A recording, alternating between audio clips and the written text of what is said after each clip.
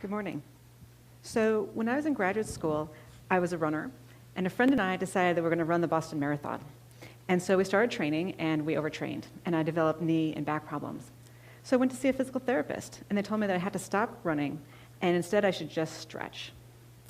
As I was leaving the therapist's office, the physical therapist's office, I saw an ad for a vigorous yoga class that promised not only to promote flexibility, but also to promote strength and cardiorespiratory fitness.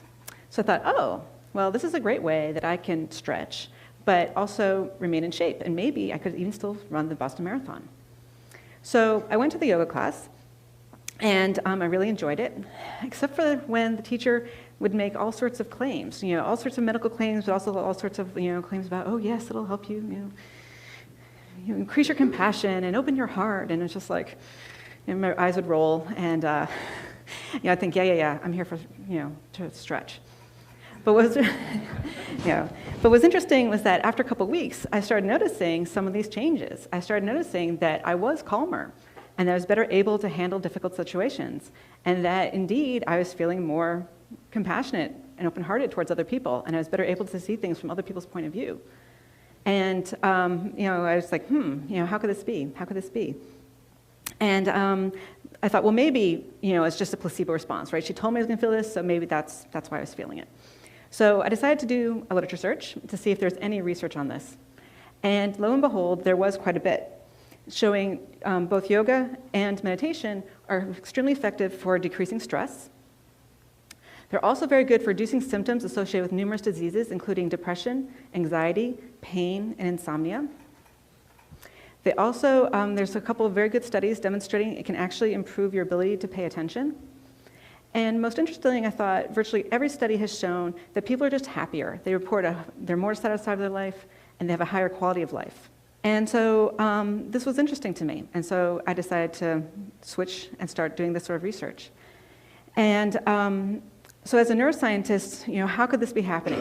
How can something as silly as a yoga posture or sitting and watching your breath, how could that lead to all these sorts of different types of changes?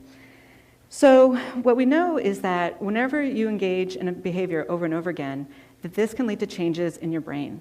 And this is what's referred to as neuroplasticity. And what this just means is that your brain is plastic and that the neurons can change how they talk to each other with experience. And so and there's a couple of studies demonstrating that you can actually detect this using machines like the MRI machine.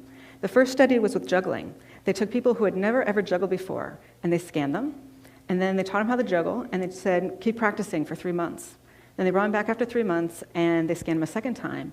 And they found that they could actually detect with the MRI machine changes in the amount of gray matter in the brain of these people in areas that are important for detecting visual motion.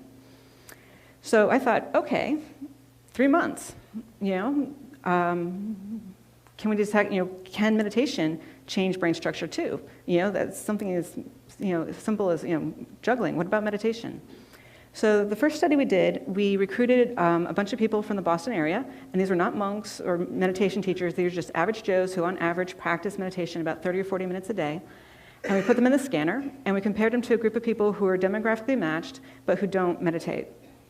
And what we found is this, that there were indeed several regions of the brain that had more gray matter in the meditators compared to the controls. One of the regions I'm going to point out to you is here in the front of the brain. It's an area that's important for working memory and executive decision making. And what was interesting about it was when we actually plotted the data versus their ages. So here in the red squares, that's the controls. And this is something you see actually, it's been well documented that as we get older, not just there, but across most of our cortex, it actually shrinks as we get older. And this is part of the reason why as we get older, it's harder to figure things out and to remember things. And what was interesting was that in this one region, the 50-year-old meditators had the same amount of cortex as the 25-year-olds, suggesting that meditation practice may actually slow down or prevent the natural age-related decline in cortical structure.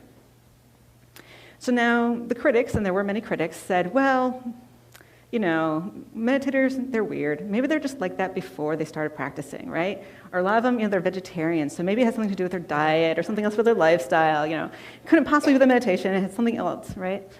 And to be fair, that could be true. This first study could not address that. So we did a second study. In this study, what we did is we took people who had never meditated before, and we put them in the scanner, and then we put them through an 8-week meditation-based stress reduction program, where they were told to meditate every day for 30 to 40 minutes. And then we scanned them again at the end of the 8 weeks, and this is what we found. So what you can see is that several areas became larger. In this slide, we can see the hippocampus. And in the graph, the controls are in blue and the meditation subjects are in red. And what we see is that the hippocampus, and this is an area that's important for learning and memory. It's also important for emotion regulation. And what's interesting is there's less gray matter in this region in people who have depression and PTSD. Another region we identified was the temporal parietal junction, which is here above your ear. And it's important for perspective taking and empathy and compassion. And again, these are both functions which people report changing when they start practicing meditation and yoga. And so the idea that I'd like to share with all of you today is that meditation can literally change your brain. Thank you.